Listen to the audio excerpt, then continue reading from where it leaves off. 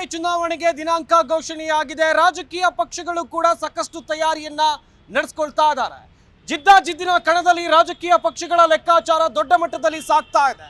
ಈ ಬಾರಿ ಪ್ರಧಾನಿ ನರೇಂದ್ರ ಮೋದಿ ಅವರಿಗೆ ಮತ್ತೊಮ್ಮೆ ಅಧಿಕಾರದ ಚುಕ್ಕಾಣಿಯನ್ನ ರಾಜ್ಯದ ಜನರು ಅಥವಾ ದೇಶದ ಜನರು ಕೊಡ್ತಾರೆ ಎನ್ನುವಂತ ಲೆಕ್ಕಾಚಾರ. ಒಂದು ಕಡೆಯಲ್ಲಿ ಬಿಜೆಪಿ ನಾಯಕರು 28ಕ್ಕೆ 28 ಲೋಕಸಭಾ ಕ್ಷೇತ್ರವನ್ನ ಗೆಲ್ಲಬೇಕು ಎನ್ನುವಂತ ನಿಟ್ಟಿನಲ್ಲಿ ಸಾಕಷ್ಟು ತಯಾರಿಯನ್ನ ಮಾಡಿಕೊಳ್ತಾ ಇದ್ದಾರೆ. ಇತ್ತ ವಿಧಾನಸಭೆ ಚುನಾವಣೆಯಲ್ಲಿ ಗೆದ್ದಂತ ಹುರುಪಿನಲ್ಲಿರುವಂತಹ ಕಾಂಗ್ರೆಸ್ ಪಕ್ಷ ಶತಾಯಗತಾಯ ಲೋಕಸಭೆ ಚುನಾವಣೆಯಲ್ಲಿ ಅತಿ ಹೆಚ್ಚಿನ ಕ್ಷೇತ್ರಗಳನ್ನ ಗೆಲ್ಲಬೇಕು ಎನ್ನುವಂತ ನಿಟ್ಟಿನಲ್ಲಿ ಸಾಕಷ್ಟು ತಯಾರಿಯನ್ನ ಮಾಡಿಕೊಳ್ತಾ ಇದ್ದಾರೆ. ಆದ್ರೆ ಕೊನೆಯದಾಗಿ ನಿರ್ಧಾರವನ್ನ ಮಾಡೋದು ಮತದಾರ ಪ್ರಭುಗಳು ಈ ಬಾರಿ ಯಾವ ರೀತಿಯಾದಂತ ನಿರ್ಧಾರವನ್ನ ಕೈಗೊಳ್ತಾರೆ, ಜನರು ಏನ್ ಹೇಳ್ತಾರೆ, ಅವರ ನಾಡಿ ಮಿಡಿತವನ್ನ ಅರಿಯುವಂತ ಪ್ರಯತ್ನವನ್ನ ಜಿ ಕನ್ನಡ ನ್ಯೂಸ್ ಮಾಡ್ತಾ ಇದೆ.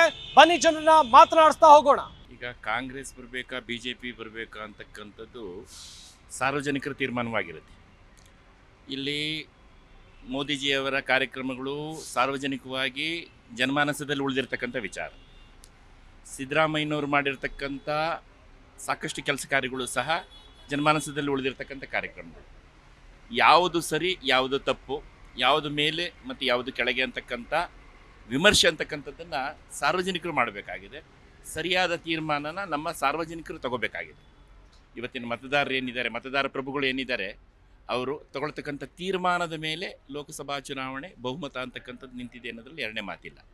ಈ ವಿಚಾರವನ್ನು ಹೊರತುಪಡಿಸಿ ಇನ್ನು ಮತ್ತೆ ಇವ್ರದ್ದಾಗಿರ್ತಕ್ಕಂಥ ಸಾಧನೆಗಳು, ಸನ್ಮಾನ್ಯ ಶ್ರೀಯುತ ಸಿದ್ದರಾಮಯ್ಯನವರ 5 ಗ್ಯಾರಂಟಿ ಸಾಧನೆಗಳು, ಮೋದಿಜಿಯವರ ಭರಪೂರ ಕಾರ್ಯಕ್ರಮಗಳು, ಇವೆರಡನ್ನೂ ತಾಳೆ ಹಾಕಿ ನಮ್ಮ ಮತದಾರ ಪ್ರಭು ಒಂದು ತೀರ್ಮಾನ ಅಂತೂ ತಾಂತಾರೆ, ಖಂಡಿತ ತಗೋತಾನೆ.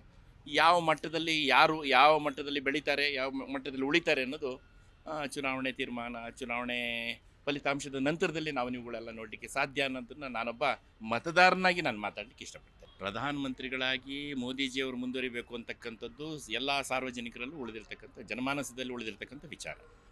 ಆಮೇಲೆ ಇನ್ನು ರಾಹುಲ್ ಗಾಂಧಿಯವ್ರ ಬಗ್ಗೆ ಸಾಕಷ್ಟು ಭಿನ್ನಮತಗಳು, ಭಿನ್ನ ಧ್ವನಿಗಳು ಇದ್ದಾವೆ. ಅದೇ ರಾಹುಲ್ ಗಾಂಧಿಯನ್ನು ಹೊರತುಪಡಿಸಿ ಖರ್ಗೆಜಿಯವರು ಏನಾದರೂ ಪ್ರಧಾನಿ ಅಭ್ಯರ್ಥಿ ಎಂದಾಗ ಅದಕ್ಕೆ ಒಕ್ಕರಲ್ಲಿನ ಒಮ್ಮತ ಸಹಮತ ಸಿಕ್ಕೇ ಸಿಗುತ್ತೆ. ಅದನ್ನು ಹೊರತುಪಡಿಸಿದ್ರೆ ಮೋದಿಜಿಯವರೇ ಪ್ರಧಾನಮಂತ್ರಿಗಳಾಗಬೇಕು ಅಂತಕ್ಕಂಥದ್ದು ಇಡೀ ದೇಶದ 140 ಕೋಟಿಗಳ ಜನಸಂಖ್ಯೆಯಲ್ಲಿ ಸಾಕಷ್ಟು ಜನಗಳ ಒಂದು ಜನಾಭಿಪ್ರಾಯ ಅನ್ನೋದ್ರಲ್ಲಿ ಎರಡನೇ ಮಾತಿಲ್ಲ. ಇನ್ನು ಕಾಂಗ್ರೆಸ್ಸು ಇಂಡಿಯಾ ಗೌರ್ಮೆಂಟ್, ಇಂಡಿಯಾ ಪಕ್ಷದ ಬಗ್ಗೆ ಹೇಳಬೇಕು ಅಂದರೆ ಅದು ಮೈತ್ರಿ ಪಕ್ಷವಾಗಿರೋದ್ರಿಂದ ಆ ಮಟ್ಟದಲ್ಲಿ ಅನುಕೂಲ ಆಗುತ್ತೆ ಅನ್ನೋದನ್ನು ನಾವು ನಾನು ಒಬ್ಬ ಮತದಾರನಾಗಿ ನಾನು ಹೇಳಲಾರೆ. ಇದು ನಿಜವಾಗ್ಲೂ ನನ್ನ ವೈಯಕ್ತಿಕ ವಿಚಾರ. ನಾನು ಯಾರಿಗೆ ಓಟ್ ಹಾಕ್ತೀನಿ, ನಾನು ಸರಿ ತಪ್ಪುಗಳನ್ನು ಪರಾಮರ್ಶೆ ಮಾಡಿ ಖಂಡಿತ ಈಗ ಸಾರ್ವಜನಿಕರಿಗೆ ಯಾರು ಅನುಕೂಲ ಮಾಡ್ತಾ ಇದ್ದಾರೆ, ಸಾರ್ವಜನಿಕವಾಗಿ ಯಾರು ಹತ್ತಿರದಲ್ಲಿದ್ದಾರೆ ಅವರಿಗೆ ನಾವು ಖಂಡಿತ ನನ್ನ ಬೆಂಬಲನ ನಾನು ಸೂಚಿಸ್ತೇನೆ. ಶಿಕಾರಿಪುರ ಶಂಕರ್ ಅಂತೇಳಿ, ನಾನು ಇಲ್ಲೇ ಬೆಂಗಳೂರಲ್ಲಿ ನಮ್ಮ ಮಲ್ಲೇಶ್ವರಂ 11 ಮೇನಲ್ಲಿ ನಂದೊಂದು ಕಚೇರಿ ಇಟ್ಕೊಂಡಿದ್ದೀನಿ, ರಿಯಲ್ ಎಸ್ಟೇಟ್ ಆಫೀಸ್ ಮಾಡ್ಕೊಂಡಿದ್ದೀನಿ. ಮತ್ತು ಸಾರ್ವಜನಿಕವಾಗಿ ನಾವಿದ್ದೀವಿ. ನಾನು ಈ ಬೀದಿ ಬದಿ ವ್ಯಾಪಾರಿಗಳ ಸಂಘದ ರಾಜ್ಯಾಧ್ಯಕ್ಷನೂ ಸಹ ಇದ್ದೀನಿ. ಸಾರ್ವಜನಿಕ ರಂಗದಲ್ಲಿ ನಾನಿದ್ದೀನಿ. ಸಾರ್ವಜನಿಕರ ನಾಡಿ ಮಿಡಿತನೂ ಸಣ್ಣದಾಗಿ ಅರ್ಥ ಮಾಡ್ಕೊಂಡಿದ್ದೀನಿ. ಇದು ನನ್ನ ಪರಿಚಯ. ಜಿ ಚಾನಲ್ಲು, ನಮ್ಮ ಕನ್ನಡ ಚಾನಲ್ಗಳು ಬಂದ ಸಂದರ್ಭದಲ್ಲಿ ಜಿ ಚಾನಲ್ಗೆ ನನ್ನ ಕುಟುಂಬದ ಸದಸ್ಯರು ಎಲ್ಲರೂ ಸಹ ನಾವೆಲ್ಲ ಅಭಿಮಾನಿಗಳಿದ್ದೀವಿ. ಜಿ ಕಾರ್ಯಕ್ರಮಗಳನ್ನು ಎಲ್ಲದನ್ನು, ಯಾವ ಕಾರ್ಯಕ್ರಮವನ್ನು ಬಿಡದೆ ನಾವು ನೋಡ್ತಾ ಇದ್ದೀವಿ. ಅದರಲ್ಲಿ ನಿಜವಾಗ್ಲೂ ಒಂದು ಅಕ್ಷರಶಃ ಒಂದು ಒಳ್ಳೆ ಹೆಸರನ್ನು ಮಾಡಿದ್ದು ಅಂದರೆ ಜಿ ಚಾನಲಲ್ಲಿ ನಮ್ಮ ರಮೇಶ್ ಅರವಿಂದ್ ಅವರು ನಡೆಸ್ಕೊಟ್ಟಂಥ ಕಾರ್ಯಕ್ರಮ. ಅದು ನಿಜವಾಗ್ಲೂ ಸಾರ್ವಜನಿಕ ರಂಗದಲ್ಲಿ ನಮ್ಮ ಹಿರಿಯ ಸಾಧಕರೇನಿದ್ದಾರೆ ಅವ್ರನ್ನೆಲ್ಲ ಆ ಕೆಂಪು ಕುರ್ಚಿ ಮೇಲೆ ಕೂರಿಸಿ ಅವ್ರದ್ದಾಗಿರ್ತಕ್ಕಂಥ ಮನೋಭಿಪ್ರಾಯಗಳನ್ನು ಕೇಳಿದಂಥ ವಿಚಾರಗಳು. ಅದು ನಮ್ಮ ವೀರೇಂದ್ರ ಹೆಗ್ಗಡೆ ಅವ್ರದ್ದಾಗಿರ್ಬೋದು, ಡಾಕ್ಟರ್ ಮಂಜುನಾಥ್ ಅವ್ರದ್ದಾಗಿರ್ಬೋದು, ರವಿಚಂದ್ರಣ್ಣನ್ ಅವ್ರದ್ದಾಗಿರ್ಬೋದು, ಎಲ್ಲ ಎಪಿಸೋಡ್ಗಳು ಸಹ ನನ್ನ ಕುಟುಂಬದ ಸದಸ್ಯರು ಎಲ್ಲರೂ ನೋಡಿ ಬಹಳ ಸಂತೋಷ ಪಟ್ಟಿರ್ತಕ್ಕಂಥ ಉದಾಹರಣೆ ಇದೆ. ಜಿ ಚಾನಲ್ಗೆ ನನ್ನ ಕುಟುಂಬದ ಸದಸ್ಯರ ಪರವಾಗಿ, ಸಾರ್ವಜನಿಕರ ಪರವಾಗಿ ನನ್ನ ಒಂದು ಅಭಿನಂದನೆ ಅನ್ನೋದನ್ನು ನಾನು ಪ್ರಥಮದಲ್ಲಿ ಹೇಳಬೇಕಾಗಿತ್ತು, ಕ್ಷಮೆ ಇರಲಿ, ತದನಂತರದಲ್ಲಿ ಹೇಳ್ತಾ ಇದ್ದೀನಿ. ನಾನು first of all civil engineer. So ನಾನು ಪ್ರೈವೇಟಾಗಿ ವರ್ಕ್ ಮಾಡ್ತಾ ಇದ್ದೀನಿ. ಈ ಸರ್ತಿ ಲೋಕಸಭೆ ಎಲೆಕ್ಷನಲ್ಲಿ BJPನ ಸಪೋರ್ಟ್ ಮಾಡಬೇಕು ಅಂತ ಇದ್ದೀನಿ.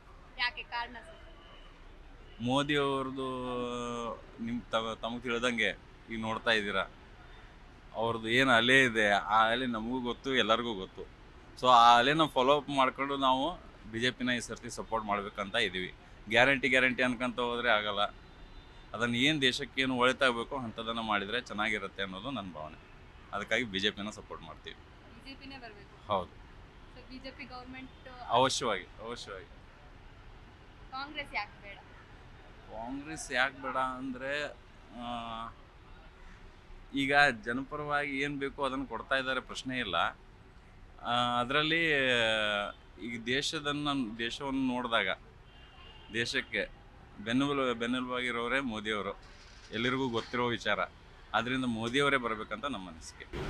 ರಾಹುಲ್ ಗಾಂಧಿ ಯಾಕೆ ಬೇಡ? ಲೈಕ್ ಅವರು ಮಾಡ್ತಿದ್ದಾರೆ ಅಲ್ವಾ ಗೌರ್ಮೆಂಟ್ ಕಡೆ? ಮಾಡ್ತಾ ಇದ್ದಾರೆ. ಅದ್ರ ಬಗ್ಗೆ ಹೆಚ್ಚಿನದನ್ನು ನಾವು ಅವರಿಂದ ನೋಡಿರೋ ಸಂಗತಿ ಏನಿಲ್ಲ ಇಲ್ಲಿವರೆಗೂ. ಮೋದಿನ ನಾವು ನಮ್ಮ ಒಂದು ಇದರಲ್ಲಿ ನಾವು ಕಾಣ್ತಾ ಇದ್ದೇವೆ ಈಗ ಏನು ಮಾಡ್ತಾ ಇದ್ದಾರೆ ಅನ್ನೋ ಬಗ್ಗೆ.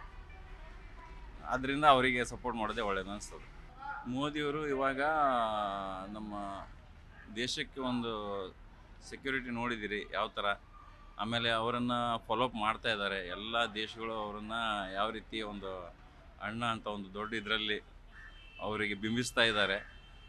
ಅದು ಅವರೊಂದು ಎಬಿಲಿಟಿ ಮೇಲೆ ಹೇಳ್ತಾರೆ ಹೊರತು ಮತ್ತೊಂದಲ್ಲ. ಗೊತ್ತಿರೋ ವಿಚಾರ, ಅದ್ರ ಬಗ್ಗೆ ನಾವು ಜಾಸ್ತಿ ಹೇಳಬೇಕಂತೂ ಇಲ್ಲ. ಪ್ರತಿಯೊಬ್ಬನಿಗೂ ಇದ್ರ ಬಗ್ಗೆ ಮನವರಿಕೆ ಇದೆ. ಈಗ ಬೇಸಿಕ್ಕಾಗಿ ನಮಗೆ ಇಂಡಿವಿಜುವಲ್ ಆಗಿ ಏನು ಬೇಕೋ ಅದನ್ನು ಕೆಲವೊಬ್ಬರು ಎಕ್ಸ್ಪೆಕ್ಟ್ ಮಾಡ್ತಾರೆ. ಅದನ್ನು ಮೋದಿಯವರು ಮುಂದಿನ ದಿನಗಳಲ್ಲಿ ಮಾಡ್ಬೋದು ಅನ್ನೋದೊಂದು ಅನಿಸಿಕೆ. ಜನಪರವಾಗಿಯೂ ಕೆಲಸ ಮಾಡ್ತಾರೆ. ದೇಶದ ಅಭಿವೃದ್ಧಿನೂ ಅವ್ರ ಕಡೆಗೆ ಒಂದು ಹಂತದಲ್ಲಿ ಮಾಡುವಂಥ ಒಂದು ಕೆಪಾಸಿಟಿ ಇದೆ. ಅದಕ್ಕಾಗಿ ಈ ಸರ್ತಿ ಮೋದಿಯವರಿಗೆ ಸಪೋರ್ಟ್ ಮಾಡುವ ಅನ್ನೋದು ನಮ್ಮ ಅನಿಸಿಕೆ. ಶಿವಕುಮಾರ್. ಏನ್ ಮಾಡ್ಕೊಂಡಿದ್ದೀರಾ ಸರ್? ನಾವು actually land consultant plus basically cinema. Sir, Lok Sabha election ಬರ್ತಿದೆ. ಸೊ ನಿಮ್ಮ ಪ್ರಕಾರ ಯಾವ ಪಕ್ಷ ಬರ್ತದೆ? ಇಲ್ಲಿ ಯಾವ ಪಕ್ಷ ಅನ್ನೋದಕ್ಕಿಂತ ಈಗ ಆಲ್ರೆಡಿ ಪ್ರೂವ್ ಹೋಗಿದೆ.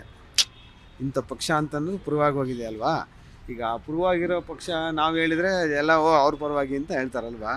ನಿಮ್ಮ ಪ್ರಕಾರ ಈಗ ಯಾವ ಇರಿ ಬರ್ಬೇಕು? ಅದಕ್ಕೆ ನಾವೇನು ಹೇಳ್ತೀವಿ ಅಂದರೆ, ಇಲ್ಲಿ ದೇಶ ಅಂತ ಬಂದಾಗ, ಲೋಕಸಭೆ ಅಂತ ಬಂದಾಗ ದೇಶ ಮುಖ್ಯ ಆಗ್ತದೆ.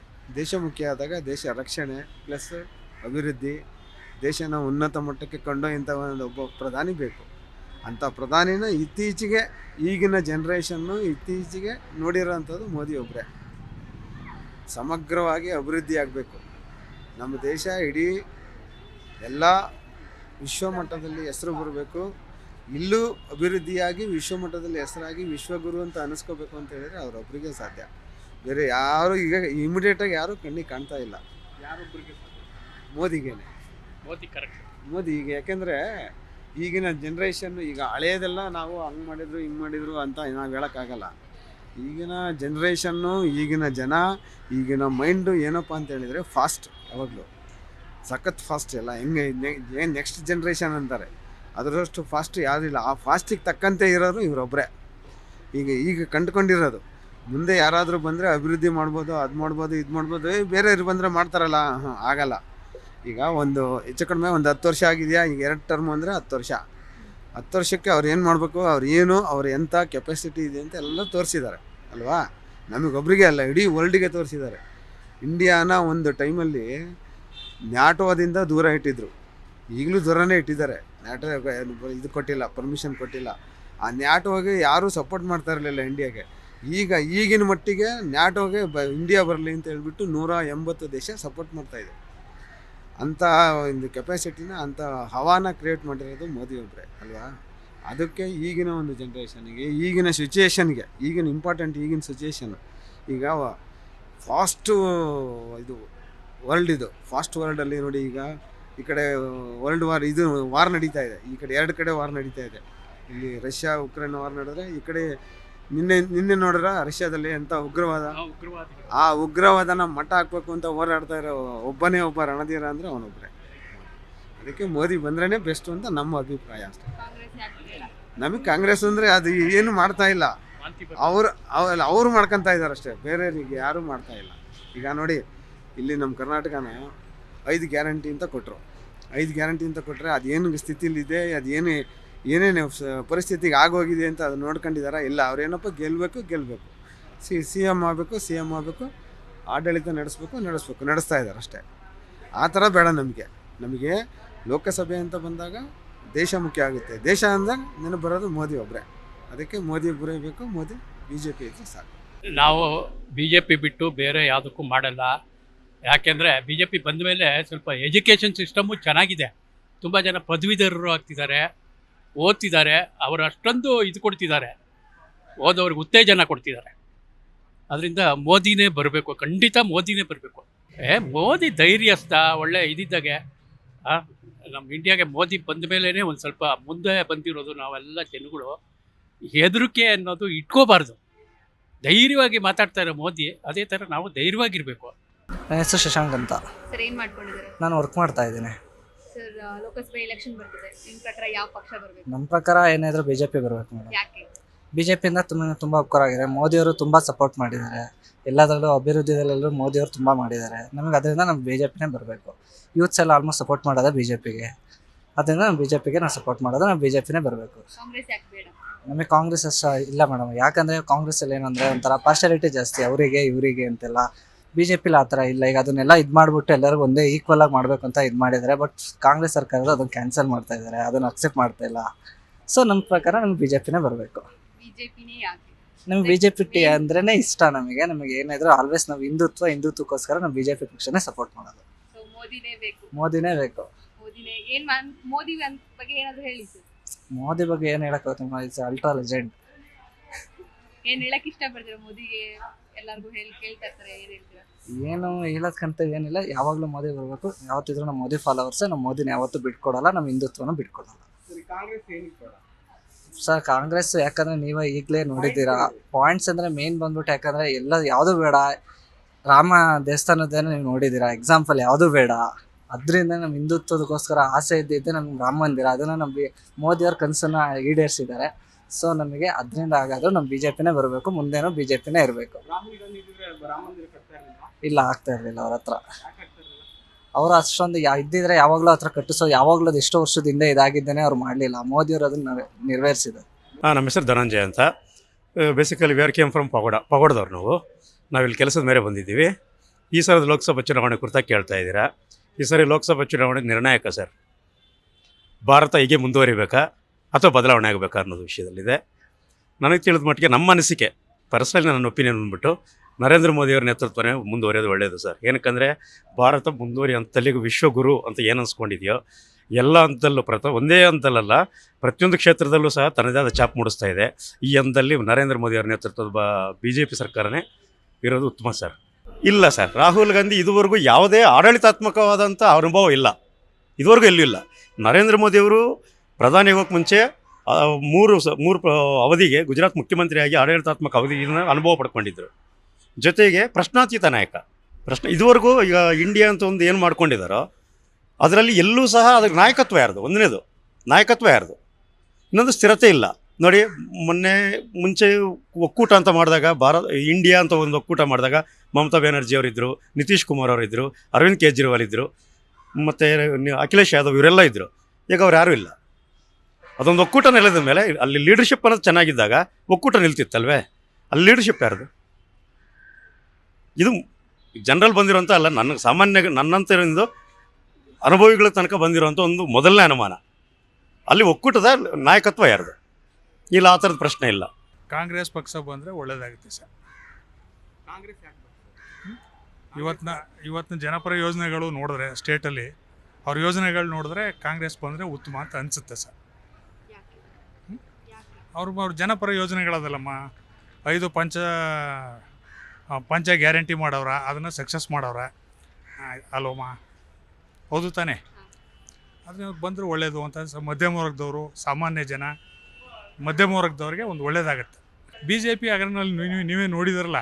ನಮ್ಮ ಅಭಿಪ್ರಾಯದಲ್ಲಿ ಕಾಂಗ್ರೆಸ್ ಬಂದರೆ ಸಾರ್ವಜನಿಕವಾಗಿ ಮಧ್ಯಮ ವರ್ಗದವರು ಮತ್ತು ಕೆಳವರ್ಗದವ್ರಿಗೆ ಉಪಯೋಗ ಆಯ್ತದೆ ಮೇಡಮ್. ಬಿ ಜೆ ಪಿ ಸರ್ಕಾರ ಅಧಿಕಾರಕ್ಕೆ ಬಂದಮೇಲೆ ಎಲ್ಲ ಬೆಲೆಗಳು ಗಗನಕ್ಕೆ ಏರ್ಬಿಟ್ಟು ಮೇಡಮ್, ಆಯ್ತಾ ಮೇಡಮ್? ಇವ್ರು ಏನು ಹೇಳ್ತಾರೆ ಅಂದರೆ ರಾಮ ಮಂದಿರ ಅದು ಇದು ದೇವಸ್ಥಾನ ಇಟ್ಕೊಂಡು ಇವರು ಹಿಂದುತ್ವನೇ ಮುಖ್ಯವಾಗಿ ಇಟ್ಕೊಂಡು ಮಾಡ್ತಾರೆ ಮೇಡಮ್. ಜನಕ್ಕೆ ಬೇಕಾಗಿರೋದು ಅಟ್ ಪ್ರೆಸೆಂಟ್ ಏನು ಸಮಸ್ಯೆಗಳಿವೆ ಅಲ್ಲಿರ್ತಕ್ಕಂಥ ಸಮಸ್ಯೆಗಳಿಗೆ ಸ್ಪಂದಿಸ್ಬೇಕು ಮೇಡಮ್. ಇವ್ರು ಏನು ಮಾಡ್ತಾರೆ, ಹಿಂದುತ್ವ ಅದು ಇದು ಮಾಡ್ಕೊಂಡು ಮಾಡ್ತಾರೆ ಮೇಡಮ್. ಇದರಿಂದ ಸಾಮಾನ್ಯ ಜನಗಳಿಗೆ ಉಪಯೋಗ ಇಲ್ಲ ಮೇಡಮ್. ಈಗ ಹೊಟ್ಟೆಗೆ ಊಟ ಇದ್ದಿರ್ತಾನೆ ಮೇಡಮ್, ನಾಳೆ ನಾವು ಇನ್ನೊಂದೇನೋ ಒಂದು ಮಾಡೋದು, ಏನೂ ಇಲ್ಲ ಅಂದಾಗ ಏನು ಮಾಡ್ತಾರೆ ಹೇಳಿ? ಬೇಕು ಸರ್, ಅದು ನಾನು ಇಲ್ಲ ಅಂತ ಹೇಳ್ತಿಲ್ಲ, ಅದನ್ನು ಇಷ್ಟೊಂದು ಹೈಲೈಟ್ ಮಾಡಬಾರ್ದು ಸರ್.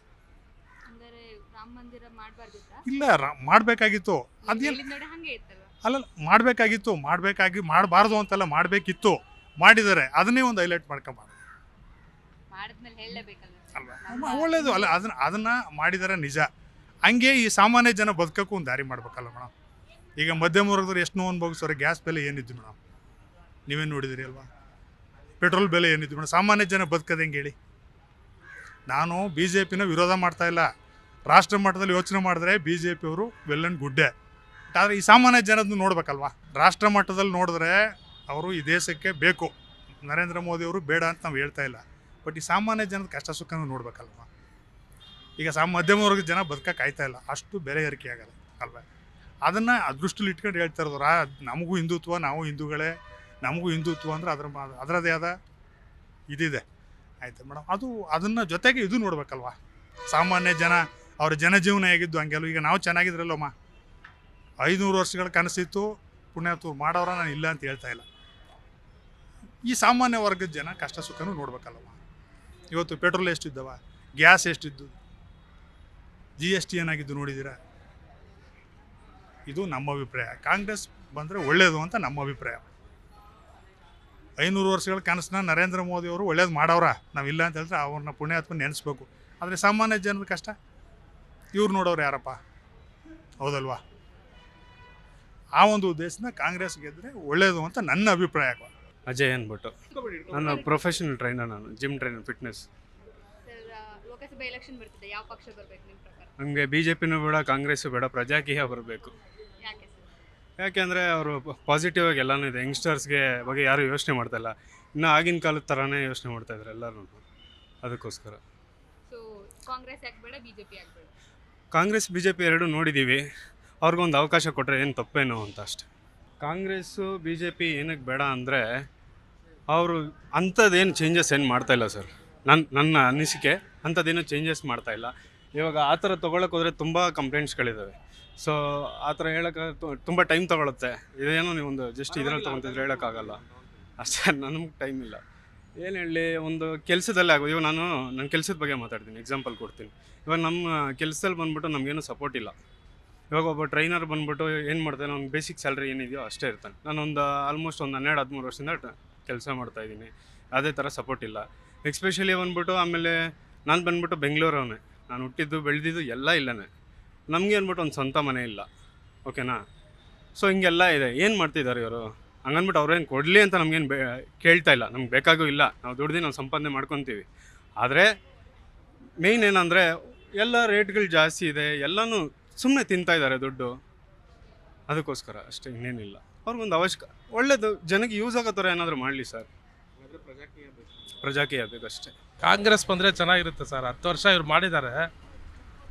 BJP ಅವರು ಎಲ್ಲ ರೇಟ್ ಎಲ್ಲ ಜಾಸ್ತಿ ಆಗಿದೆ. ಕಾಂಗ್ರೆಸ್ ಬಂದರೆ ಚೆನ್ನಾಗಿರುತ್ತೆ ಅಂತ ಕಾಣುತ್ತೆ ಸರ್. 2014 ಹಿಂದೆ ನೋಡಿದ್ರೆ ಗ್ಯಾಸ್ ರೇಟು, ಪೆಟ್ರೋಲ್ ರೇಟು, ಅಕ್ಕಿ ರೇಟು ಎಲ್ಲ ತುಂಬ ಲೋ ರೇಟಲ್ಲಿತ್ತು. ಇವಾಗೆಲ್ಲ ಫುಲ್ ಎಲ್ಲ ಹೈಕ್ ಆಗಿದೆ ಅಲ್ಲ. ಕಾಂಗ್ರೆಸ್ ಇಲ್ಲ, BJP ಅವರು. ಅದು ರೇಟ್ ಎಲ್ಲ ಜಾಸ್ತಿ ಆಗ್ತಾ ಇದೆ, ಎಲ್ಲ ರೇಟ್ ಜಾಸ್ತಿ ಆಗ್ತಾ ಇದೆ. ನಮಗೆ ಬಡವ್ರಿಗೆ ಏನು ಬೇಕಾಗಿರೋದು? ಅಕ್ಕಿ 40 ರೂಪಾಯಿ ಇತ್ತು ಅಕ್ಕಿ, ಇವಾಗ 70 ರೂಪಾಯಿ 71 ರೂಪಾಯಿ KG ಇದೆ. ಬೇಳೆ 40 ರೂಪಾಯಿ ಇತ್ತು, 120 ರೂಪಾಯಿ 140 ರೂಪಾಯಿ ಬೇಳೆ ಇದೆ KG. ಇವತ್ತು ಎಷ್ಟಿದೆ ರೇಟು? ಆಯಿಲ್ ಎಷ್ಟಿದೆ? ಸನ್ಫ್ಲವರ್ ಆಯಿಲ್ ಎಷ್ಟಿದೆ? ನಿಮ್ಗೆ ಗೊತ್ತಲ್ಲ. ಜನಗಳಿಗೆ ಒಳ್ಳೇದಾಗಬೇಕು, ಬಡವರಿಗೆ ಒಳ್ಳೇದಾಗ್ರೆ ಯಾರು ಬಂದರೂ ಓಕೆನೆ.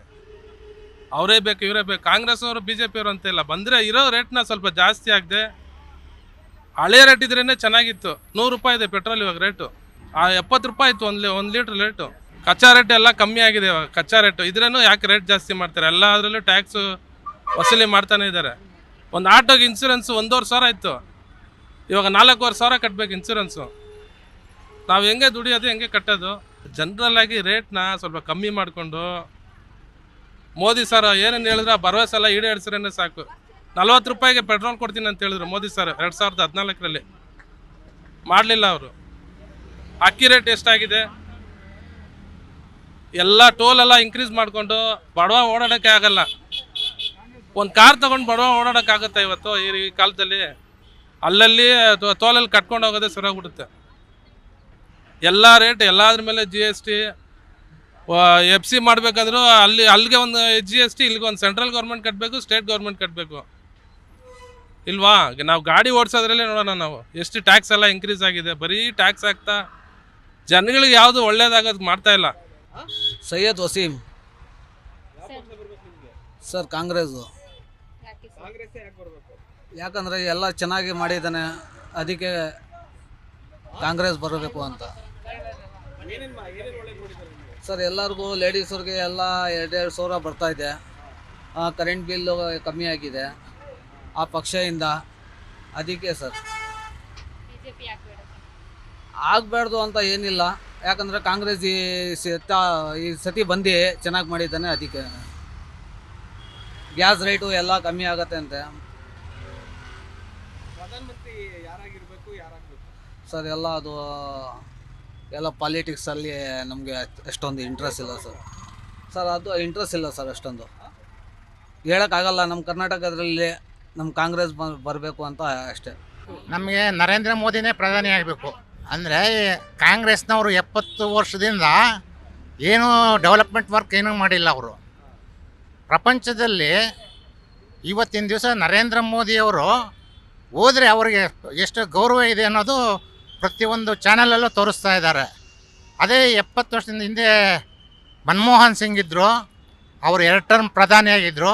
ಅವ್ರು ಹೋದಾಗ ಅಲ್ಲಿ ನಮ್ಮ ಇಂಡಿಯನ್ ಪ್ರೈಮ್ ಮಿನಿಸ್ಟರ್ ಹೋದರೆ ಲೆಕ್ಕಕ್ಕಿಲ್ದಾಗೆ ಎಲ್ಲೋ ಒಳ್ಳೆ ಒಂಥರ ಯಾರೋ ಇದ್ರ ಥರ ನೋಡೋರು.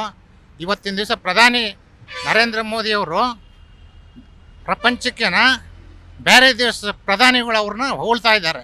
ಒಂಥರ ಲೀಡ್ರ್ ಅಲ್ಲ ಅವನಿಗೇನು ಗೊತ್ತಿತ್ತು, ತಿಳುವಳಿಕೆನೇ ಇಲ್ಲ, ಎಮಿನೆಂಟ್ ಅಲ್ಲ ಅವನು. ಅವ್ರವರಲ್ಲೇ ಒಗ್ಗಟ್ಟಿಲ್ಲ ಅಲ್ವಮ್ಮ, ಒಗ್ಗಟ್ಟಿಲ್ಲ. ಒಂದು ಸ್ಟೇಬಲ್ ಗೌರ್ಮೆಂಟ್ ಬೇಕು ಅಂದರೆ ಮೋದಿನೇ ಬೇಕು. ನಮ್ಮ ದೇಶಕ್ಕೆ ಒಂದು ಬಲ ಬೇಕು ಅಂದರೆ ಅವರೇ ಬೇಕು. ಅವ್ರು ಅಕಸ್ಮಾತ್ ಗೆದ್ದು ಬಂದ್ರೂ ಒಬ್ರಿಗೊಬ್ರು ಕಿತ್ತಾಡ್ಕೊಂಡು ಹೋಗ್ತಾರೆ. ಇವರಾದರೂ ಸ್ವಲ್ಪ ಹಿಡಿದಲ್ಲಿ ಇಟ್ಕೋತಾರೆ, ಅವರಲ್ಲಿ ಹಿಡಿದಕ್ಕೆ ಯಾರೂ ಸಿಗಲ್ಲ. ಮುಂದೆ ಸುಬ್ಬಲಕ್ಷ್ಮಮ್ಮ ಅಂತ, ಮಿಟ್ಟೆ ಮರಿ ಬಾಗೇಪಲ್ ತಾಲೂಕು. ಯಾವೂರಮ್ಮ? ಮಿಟ್ಟೆ ಮರಿ ಬಾಗೇಪಲ್ ತಾಲೂಕು. ಮೋದಿ ಸರ್ಕಾರನೇ ಬೇಕು ಸರ್.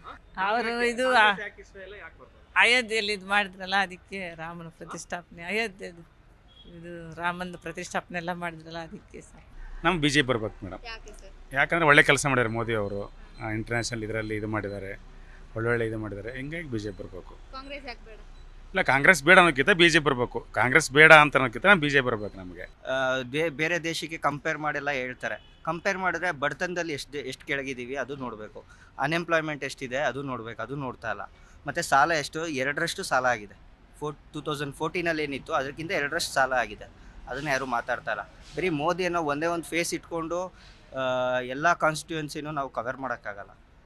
ಅದೊಂದು ಅವರು ಕೂಡ ಏನೂ ವರ್ಕ್ ಮಾಡಿಲ್ಲ. GSTಯಲ್ಲೂ ಲಾಸ್ ಆಗಿರೋದೇ, ನೋಟ್ ಬ್ಯಾನಲ್ಲೂ ಕೂಡ ಲಾಸು. ಇವಾಗ 2000 ರೂಪೀಸ್ ನೋಟ್ಸ್, ಒಂದು ನೋಟ್ಗೆ ಎಷ್ಟು ಖರ್ಚಾಗಿದೆ ಪ್ರಿಂಟ್ ಮಾಡೋದಕ್ಕೆ, ಅದು ಇವಾಗ ವೇಸ್ಟ್ ಆಗಿದೆ. ಇದರಿಂದ ಇವರು ಮತ್ತೆ ಬಂದರೆ ಇನ್ನೂ 2ರಷ್ಟು ಸಾಲ ಆಗಿ ಸೌತ್ ಸುಡಾನೋ ಸೊಮಾಲಿಯಾ ಥರ ಇಂಡಿಯಾ ಆಗೋದ್ರ ಬದಲು ಈ ಇಂಡಿಯಾ ಅಲಯನ್ಸಲ್ಲೇ ಯಾರಾದರೂ ಒಬ್ಬರು PM ಆದರೆ ಚೆನ್ನಾಗಿರುತ್ತೆ. ಇಂಡಿಯಾ ಅಲಯನ್ಸಲ್ಲಿ ಯಾರಾದರೂ ಪರವಾಗಿಲ್ಲ. ಇನ್ನೂ ತುಂಬ ಇದೆ, ಬಟ್ ಸದ್ಯಕ್ಕೆ ಹೇಳೋಕ್ಕಾಗ್ತಾ ಇಲ್ಲ. ಅದರಿಂದ ನೋಡಿದ್ರಲ್ಲ ವೀಕ್ಷಕರೇ, ಲೋಕಸಭೆ ಚುನಾವಣೆ ದೃಷ್ಟಿಯಿಂದ ಜನರ ಅಭಿಪ್ರಾಯ ಹೇಗಿದೆ ಅಂತೇಳಿ.